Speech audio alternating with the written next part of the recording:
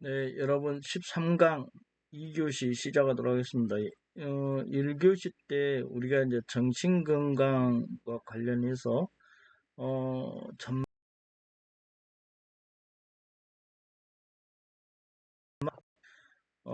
계속 이어서 이제 정신건강 사업의 현황과 대안에 대해서 우리가 살펴보고 있는데요. 이게 이제 전망이라는 게 이렇게 현황과 대안으로서 이루어지고 있다겠죠. 전망의 구성 요소가. 그래서 우리가 정신건강복지법에서의 명시하고 있는 정신질환자의 복지에 대한 서비스를 살펴보면 우리가 정신건강복지법이 있죠. 정신건강복지법은 이제 하나의 요약된 이제 법의 이름인데 정신건강복지법에서 명시하고 있는 그러니까 명시적으로 기입되어 있다는 거죠. 규정되어 있다는 겁니다. 정신질환자의 복지에 대한 서비스를 제공하는 체계가 매우 부족하게 되어 있습니다. 그래서 이게 이제 그 정신질환자의 복지는 명시하고 있음에도 불구하고 체계는 역시 부족하다. 이렇게 이제 제공하는 체계는 이제 부족하다. 이렇게 돼 있고요. 우리가 정신재활시설로 확충과 더불어서 복지 서비스인 소득과 고용 지원, 주거 지원, 평생 교육을 포함한 교육, 그리고 문화와 여가, 당사자뿐만 아니라 가족 활동 지원, 이런 것들이 이제 그 서비스로 제공되고 있는데, 정신질환자가 이용할 수 있도록 하는 체계를 마련할 필요가 있다.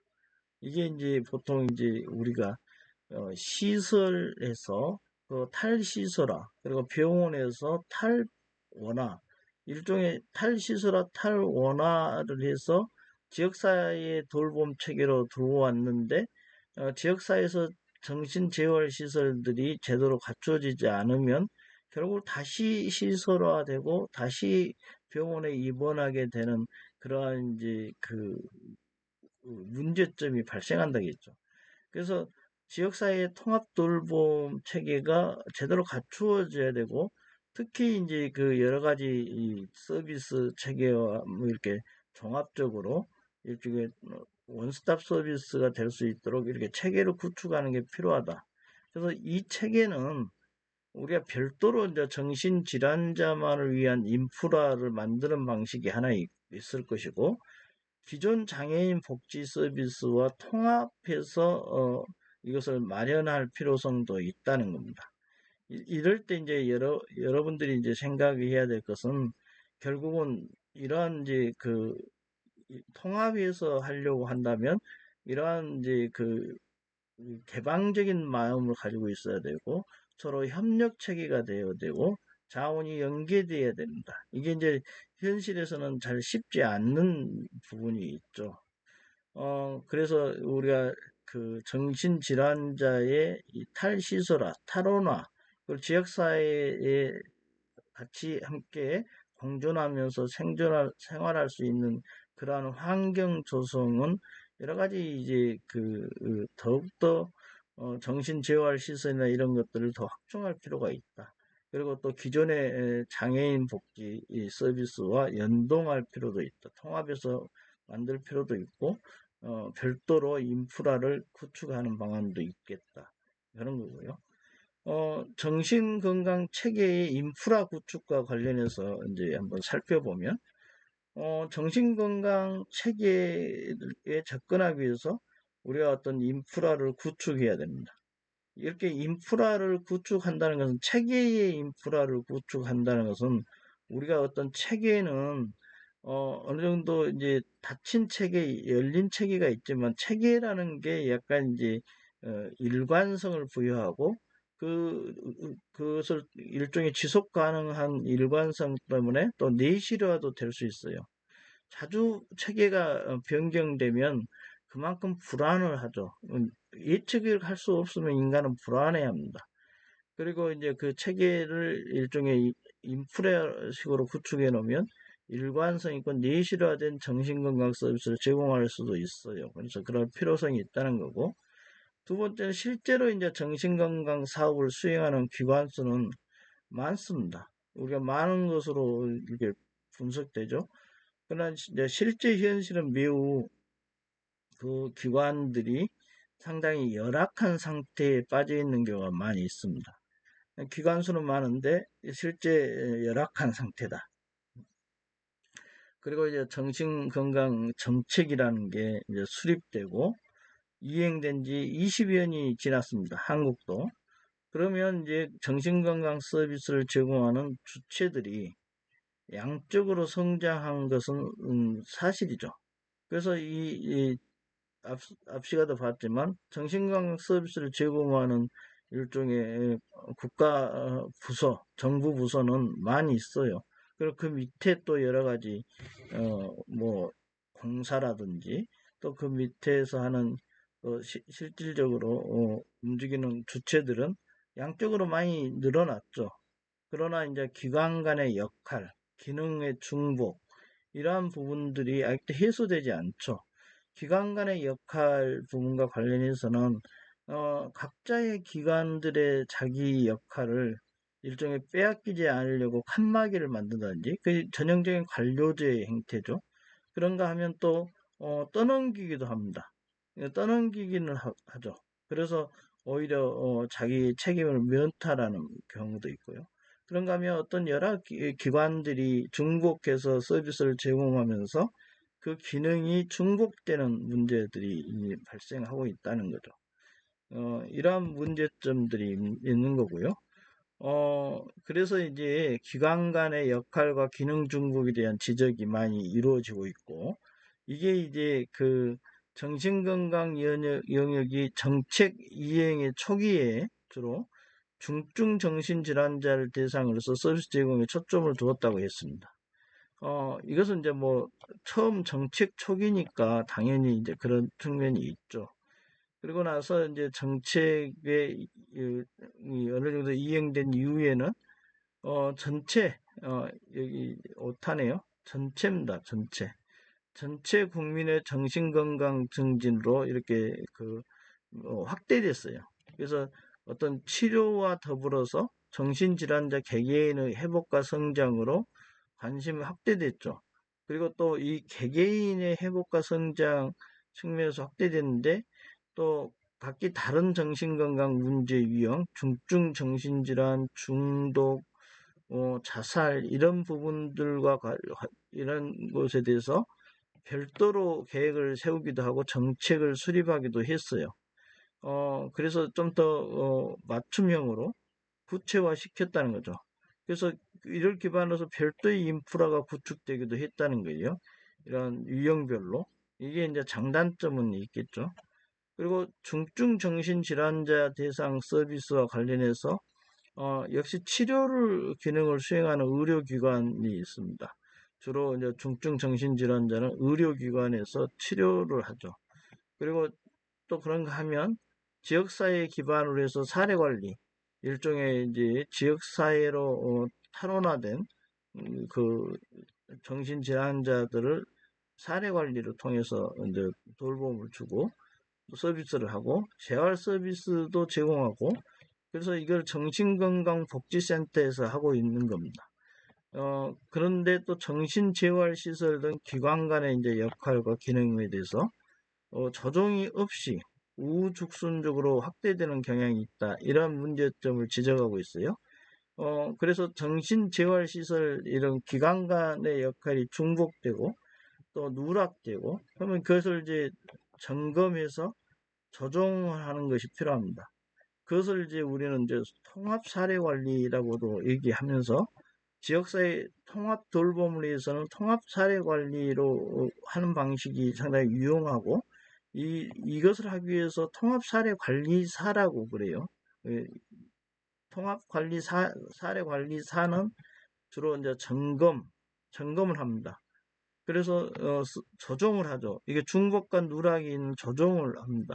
그래서 중복 누락의 문제를 해결하죠. 그래서 점검과 조정 이게 이제 상당히 중요한 업무가 됩니다. 통합사례관리사들은 이렇게 점검과 조정을 해서 어떤 것이 중복됐고 어떤 것이 누락됐고 또 자원이 부족하면 자원 연계도 하고 이런 일들을 하는 겁니다. 우리가 정신건강사업의 현황과 대안에 대해서 살펴보고 있습니다. 여러분 정신건강 체계 인프라 구축과 관련해서 이제 계속 보고 있는데 어떤 체계 인프라를 구축한다. 일종의 고속도로를 놔야지 이 화물을 실어 나를 수 있듯이 체계 인프라를 구축해야 됩니다. 이렇게 체계 인프라를 구축해서 계속적인 이제 우리가 서비스의 질을 높이려면 인력의 전문성 측면을 고려하지 않을 수 없습니다. 정신건강 전문요원이란 말을 쓰는데, 청소년 상담사, 이 두 개의 자격증만이 국가 자격증이라고 우리가 인정하고 있습니다. 여러분, 국가 자격이 정신건강사회복지사, 학교사회복지사도 있는 의료사회복지사, 이게 이제 국가 자격증으로서 전문 자격증입니다. 예, 우리 사회복지사 자격증도 2급과 1급이 있는데 그것도 국가 자격입니다. 그래서 국가 자격은 이렇게 좀 한정되어 있는 측면이 있고요. 나머지는 이제 민간 자격에 의해서 서비스를 진행하고 있는 게 현실입니다. 우리가 서비스의 질적 측면에서 봤을 때, 이러한 이제 민간 자격에 의존한다는 것은 상당한 위험성을 내포하고 있을 수도 있죠. 우리, 항상 얘기하지만 전문가라는 건 전문 교육을 받고 거기에 따른 인증된 기관에서 자격증을 부여함으로써 그 자격이 공인되는 게 중요하죠. 내실화된 정신건강 서비스를 제공하기 위해서는 필요한 영역에서의 기관을 설치해야 되고 또 연구조사도 많이 해야 됩니다. 연구조사 사업도 하고 그리고 전문 인력 관리가 철저하게 이루어져야 합니다. 이 전문 인력 관리가 쉽지 않습니다. 전문가를 배출하고 그 전문가가 계속 일종의 역량 강화를 해야 되고 그래서 전문 인력의 관리가 이제 철저하게 이루어져야지만 내실이 있는 정신건강 서비스를 제공할 수 있다. 이렇게 보는 거고요. 그래서 각각의 기관을 서로 연계해서 체계적으로 서비스를 제공할 수 있는 방안들을 구축돼야 되겠다. 이게 이제 각각의 기관들이 서로 떨어져 있죠. 그래서 이제 통합사례관리의 필요성이라는 게 아까도 얘기했지만 통합사례관리가 지역사회 통합돌봄의 방식에서 결국은 이제 점검하고 또 그것을 조정해서 누락과 중복을 피해갈 수 있도록 그래서 효율성도 높이면서 효과성도 높여주는 그러기 위해서는 또 자원도 연계해 줘야 됩니다. 예, 그리고 기관들 간의 협조를 유도해야 되고 또 다른 기관이 필요하면 그것을 그쪽으로 보내는 것을 의뢰라 합니다. 이러한 의뢰 체계도 잘 갖추어야 되겠죠. 서로 미는 그런 서로 받기를 거부하는 이러한 것들은 자원 연계 부분에서 제대로 되지 않죠. 그리고 또 협력적으로 운영하지 못한다고 봐야 되겠죠. 다음에 이제 우리가 항상 정신건강 사업의 현황과 대안에 대해서 이제 마지막으로 보면 소비자 중심의 서비스를 제공해야 된다 이렇게 나와 있습니다. 정신건강 서비스를 제공하는 쪽은 국가나 지자체나 뭐 공공기관이나 사회복지사 쪽에서 제공하죠. 근데 이게 이제 그런 이제 제공자 측면을 고려하면 안 되고 서비스를 제공받는 클라이언트를 고려해야 된다. 이렇게 본 거죠. 제공하는 쪽도 인간 봉사 조직들이 주로 많고 제공받는 쪽도 클라이언트 일종의 욕구가 불만이 있는 사람들 주로 개인으로서 해결이 어려운 문제 이런 분들을 안고 있는 클라이언트가 사람이라는 점에서 여러 가지 고려 사항이 있죠. 우리가 시설 및 인적 자원 확충을 통해서 양적이고 질적인 서비스를 제공하는 것이 중요하죠. 그래서 그 위에도 이제 한국의 정신장애인뿐만 아니라 전 국민 정신건강 증진을 위해서 필요한 서비스 및 프로그램을 개발하고 제공하는 것이 중요하다는 거죠.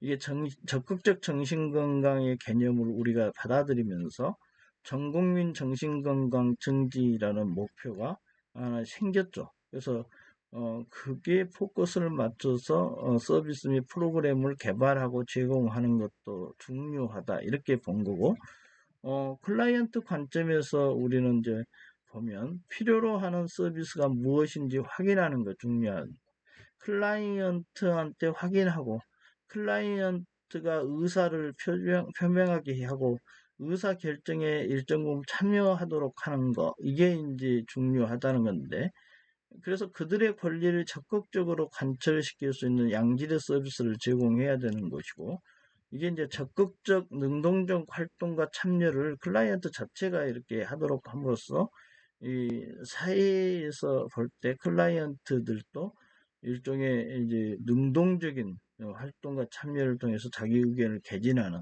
그러면서 그것을 정책이나 법제로 관철하는 이러한 모습들이 나타나고 있는 겁니다.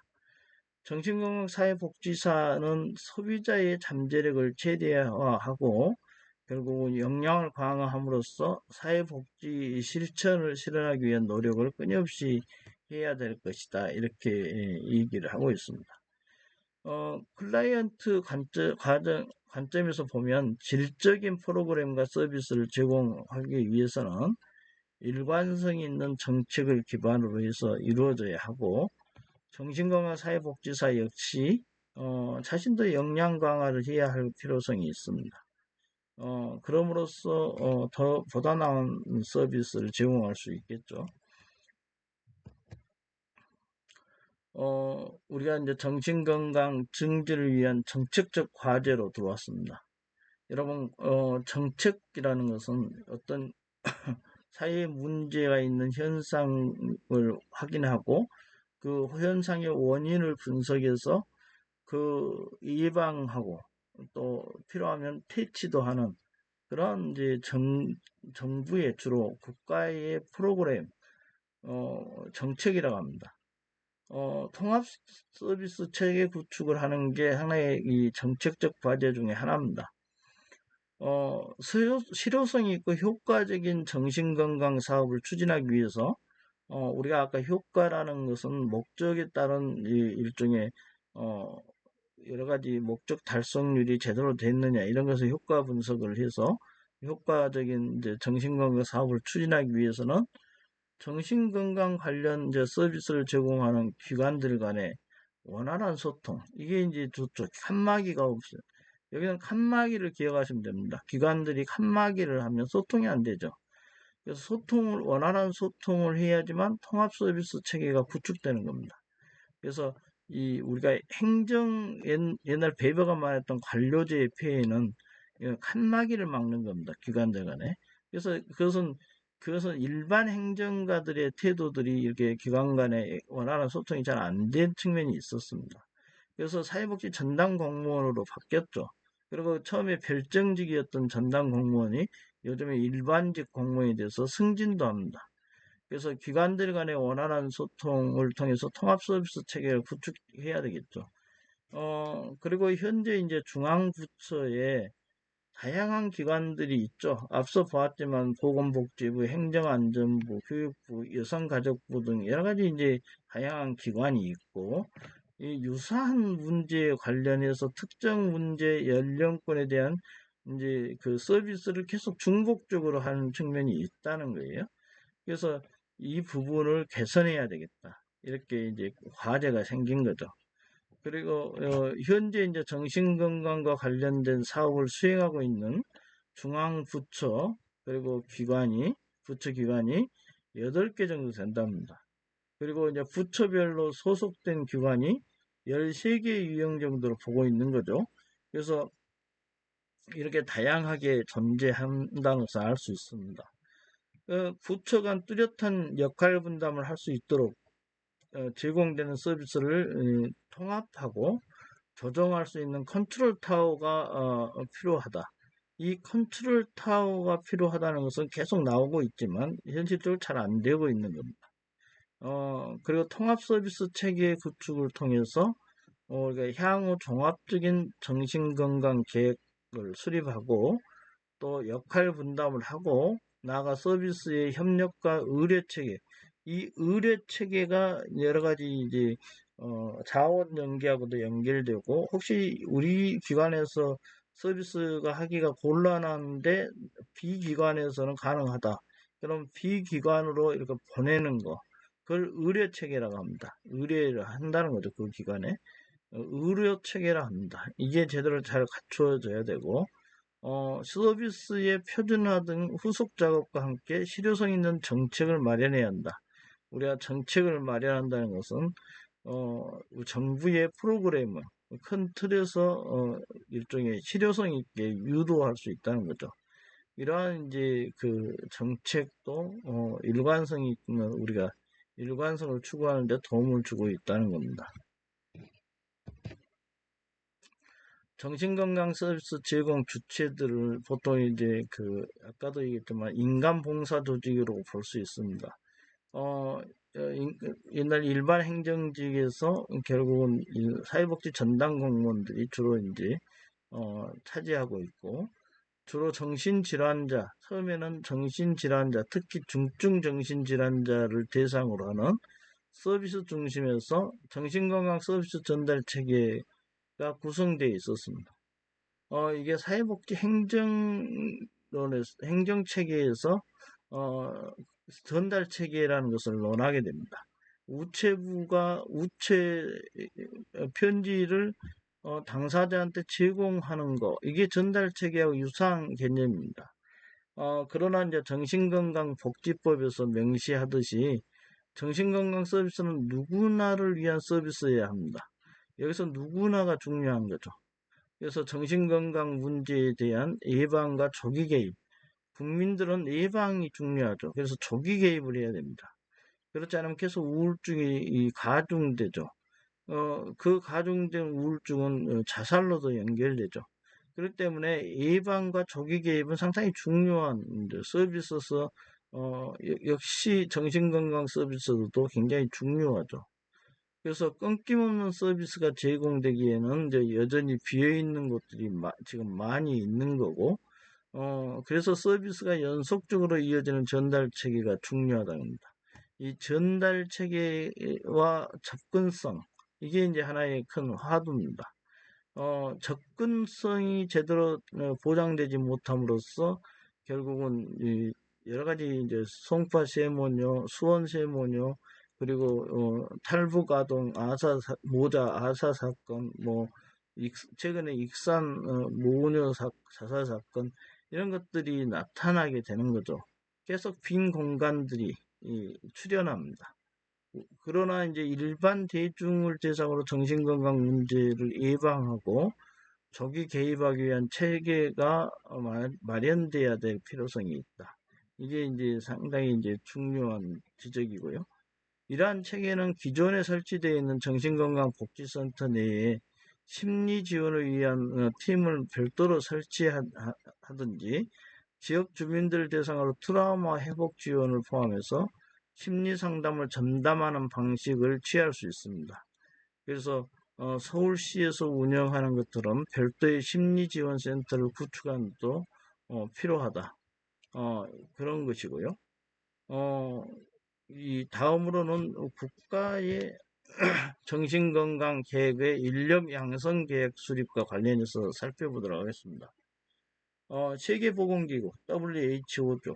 2013년에 여기 추진 방향에 맞추어서 이게 정신건강 계획을 통해서 인력 양성 계획을 수립하자, 이게 이제 추진했다는 거죠. 한국도 5년마다 정신건강 관련 국가정책을 발표하고 있습니다. 정부는 국가정책조정회의를 통해서 관계부처 합동으로, 합동이죠. 여기 관계부처 칸막이를 열어서 정신건강 종합대책을 발표했습니다. 2016년도에 발표했어요. 그러나 여기에 이제 문제는 정신건강 종합대책을 마련하잖아요. 거기에 필요한 인력 양성이 있고 교육도 있겠죠. 그런데 그 계획을 없어요, 한국은. 그런가 하면 이제 영국이나 호주 등 외국의 경우를 살펴보면 여기에 국가의 중장기 정신건강 정책을 발표한단 말이죠. 그랬을 때 국가 정신건강 인력 대책을 마련했고 이를 기반으로 한 표준 교육 체계도 같이 만들었습니다. 그래서 발표했어요. 이것도 한국과 비슷한 2016년에 그렇게 했다는 거죠. 우리가 비교되죠. 정신건강 종합대책 등 정신건강과 관련된 정책을 시행해서 정책의 근거에서 관련 인력을 적시에 양성하고 필요한 능력을 갖추도록 하는 일은 정책의 성공의 결정적 요소가 된다. 이게 이제 인력 양성, 그러니까 우리가 어, 정신건강 종합대책을 마련해요. 대책을 마련하면 그것이 약간 중장기적인 측면이 있죠. 적어도 1년에서 5년 그 정도 됩니다. 그렇기 때문에 아니면 3년 정도. 그렇기 때문에 인력 양성과 교육도 함께 계획을 세워야 돼요. 그게 이제 선진국은 그게 보여주고 있는데 우리는 그렇게 하지 않고 있다. 이런 문제점이 있다는 거죠. 어, 우리가 이제 관련 인력 교육 과정의 가치와 원칙에 대해서 체계를 이제 수립하는 것도 이게 서비스 이용자 클라이언트겠죠, 주로. 만족도에 큰 영향을 줄 정도로 중요한 과정입니다. 이게 그렇고요. 정책 환경이 지속적으로 변하죠. 우리가 초첨단 산업 사회라고 지금 현재 규정하듯이 정책 환경은 지속적으로 변하죠. 그래서 정책 수행에 필요한 인력 수요와 환경도 지속적으로 변한다고 볼 수 있습니다. 그래서 이러한 상황에서 이제 여러분들이 정신건강 종합대책을 수립하잖아요. 그러면 국가 정신건강 인력대책도 수립을 해요. 그랬을 때 병행해서 정책의 실현 가능성을 높이는 것이 뭐냐. 그리고 그걸 뒷받침할 정책을 법치행정이니까 관련 법률을 개정하거나 민간 영역의 인력 양성 과정과 근무 조건까지 이렇게 방향성을 제시한 측면이 있습니다. 그리고 결국 이게 포괄주의적 복지 누구나에게 또 누구나가 아니면 또 누구나에게 당장 그 인간과 공공 영역, 민간과 공공 영역을 모두 효율성을 높일 것으로 생각되는 거죠. 이렇게 되면 그래서 우리가 인력 대책까지 항상 생각을 해야 된다는 것이죠. 어, 그런가 하면 이제 팀 접근을 위한 정신건강 전문 인력의 체계적 관리가 중요하다고 되어 있는데 근무 기간별로 특정 직역이 썰리는 문제가 있어요. 정신건강과 관련해서 책임을 지지 않으려고 하는 공무원들이 많아지고 그러다 보면 다학적인 이제 팀 접근이 어렵게 된 근본 문제가 야기된다는 거죠. 그래서 이러한 이제 그 특정 직역에 쏠리는 문제가 있다는 겁니다. 근무 기간별로 특정 지역이 쏠리는 문제가 있는데 팀 접근의 경험이 사회적으로도 축적되지 않아 이제 보건과 복지의 통합적 접근 역량이 낮아지는 결과로 이어질 우려가 있다 이렇게 본 겁니다. 직역별 인력 수급 문제를 해결하려면 결국 정신건강복지센터의 직무 분석을 통해 직역별 인원 편성 기준을 마련할 필요가 있다는 것이고요. 현재 한국 정신건강 관련 기관은 인력 중 정신건강 전문 요원과 청소년 상담사만이 국가 자격증을 가진다고 얘기를 했어요. 그리고 인터넷 중독 전문 상담사, 약물 상담 전문가 등 다른 전문가는 민간 자격으로 운영하고 있고 민간 자격으로 운영되고 있을 때 자칫 자격증만을 제출하는 것을 목적으로 지속적인 사후 관리가 안 되는 경우가 많이 있다는 거죠. 지속적인 사후 관리가 있어야지만 이게 이제 성공 가능성도 상당히 높겠죠. 우리가 팀 접근을 위한 정신건강 전문 인력 체계적 관리에 대해서 살펴보고 있는데, 여러분 정신건강 서비스의 이제 다양화, 이게 이제 요즘에 추세라겠고, 이 다양화로 인해서 이제 오히려 그 질이, 용역의 서비스 질이 저하될 가능성도 있고, 또 기관의 정체성에 혼란을 가져오는 문제가 있어요. 그래서 이러한 이제 문제들이 일어날 수 있고, 이런 다양한 정신건강 관련 전문가를 이제 배출하는 것도 상당히 의미가 있죠. 그런데 이제 그보다 더 중요한 것은 클라이언트를 위해 질적 서비스를 제공하기 위해서 전문가에 대한 사후 관리와 전문성을 유지하는 것도 상당히 중요하다. 우리가 전문가라고 하면 항상 얘기하지만 체계적인 교육, 주로 이제 이론과 기술과 적용 영역, 이것을 서로 넘나들어야 되겠죠. 그래서 체계적인 교육이 필요합니다. 그리고 그러기 위해서 또 현장 실습도 필요하고, 그러고 나서 자격증을 부여하죠. 인증기관에서 자격증을 부여합니다. 이런 사람을 전문가라고 하고, 또 전문가의 하나의 요소가 지속적인 역량 강화를 스스로 합니다. 그래서 전문성을 계속 고도하고 높이죠. 전문가에 대한 지속적인 보수교육 제도를 통해서 이 보수교육 제도가 필요합니다. 그리고 지속성을 가져야 됩니다. 상황에 따라 변화하는 정신건강상 문제에 대해서 시의적절하게 개입할 수 있는 기술, 이게 이제 필요합니다. 시의적절하게 개입할 수 있는 기술을 가질 수 있도록 해야 할 것이다. 이게 이제 시의적절한 개입의 기술, 이게 이제 전문가로서의 어떤 역량이 있는 거고, 그것을 필요할 때는 역량 강화 교육도 해야 된다는 겁니다.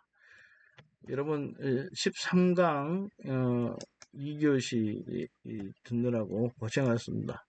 이것으로 마치도록 하겠습니다.